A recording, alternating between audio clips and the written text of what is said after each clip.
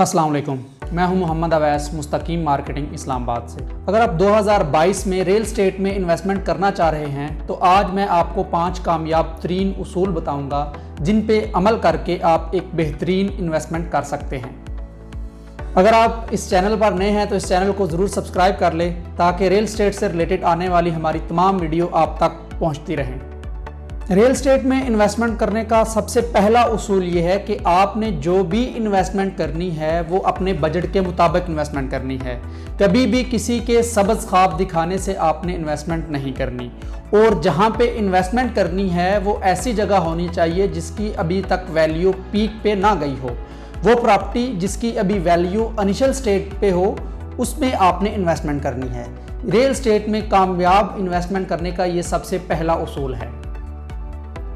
Real estate में कामयाब investment करने का दूसरा उसूल ये है कि आपको इन्वेस्टमेंट करने से पहले मार्केट रिसर्च करनी चाहिए।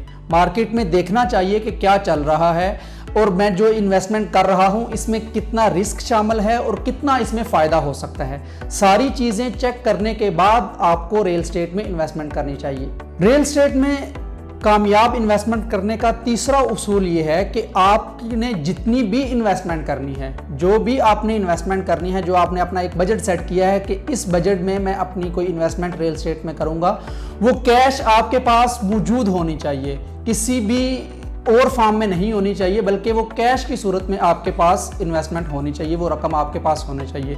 किसी लायबिलिटी की शक्ल में आपके पास वो रकम नहीं होनी चाहिए, बल्कि कैश की सूरत में वो आपके पास रकम होनी चाहिए। होता ये है कि बहुत सारी ऐसी सूरतें आती हैं या बहुत सारे ऐसे मौके आते हैं कि जब आप इन्वेस्टमेंट करना चाह रहे होते हैं लेकिन आपके पास वो रकम कैश की सूरत में मौजूद नहीं होती, तो आप एक बेहतरीन मौका या बेहतरीन चांस खो देते हैं कैश ना होने की वजह से। तो रियल एस्टेट में कामयाब इन्वेस्टमेंट करने के लिए तीसरा उसूल ये है कि जो भी आपने इन्वेस्टमेंट करनी है और जितनी भी आपने इन्वेस्टमेंट करनी है वो कैश की सूरत में आपके पास मौजूद होनी चाहिए। रियल एस्टेट में कामयाब इन्वेस्टमेंट करने का चौथा उसूल ये है कि आपने जो इन्वेस्टमेंट करनी है वो किसी प्रोफेशनल के साथ करनी है। किसी ऐसे आदमी के साथ नहीं करनी कि जो पार्ट टाइम प्रॉपर्टी का काम कर रहा हो या चलते फिरते प्रॉपर्टी का काम कर रहा हो, बल्कि आपने ऐसे लोगों को तलाश करना है या ऐसे किसी प्रोफेशनल के साथ काम करना है या ऐसे किसी प्रोफेशनल के साथ इन्वेस्टमेंट करनी है जो फुल टाइम प्रोफेशनली तौर पे रियल एस्टेट का ही काम कर रहा हो।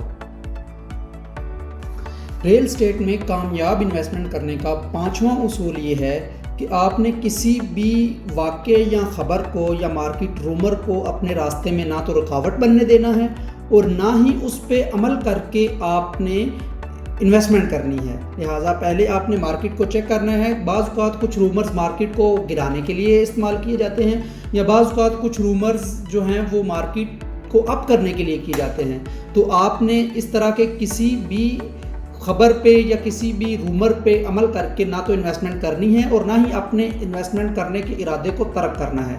दोनों सूरतों में आपने पहले तस्दीक करनी है और उसके बाद आपने इन्वेस्टमेंट करनी है।